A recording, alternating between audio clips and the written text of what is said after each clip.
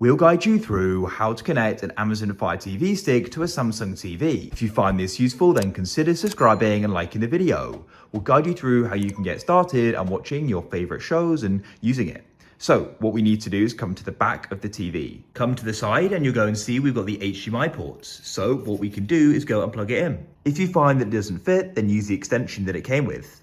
It's now been plugged in. Now what we can do is go and connect it to the power. So it would have come with this USB cable. So this TV here does actually have USB ports, but I found they aren't powerful enough to power it. So we need to use the wall adapter it came with. I've now plugged it in and I plugged the other end into the wall adapter and into the wall. The Fire TV should then power on. What you may need to do is go and select the correct source. So on the remote, you can go and press the home button and tap along, and you can then select source and you can go and select the HDMI. It's registering as an Apple TV, but that doesn't matter. That's it, it's now successfully connected. If it's the first time you're using it, you can follow through the instructions on setting it up, but we've now connected it and you can start using it as yours may already be set up.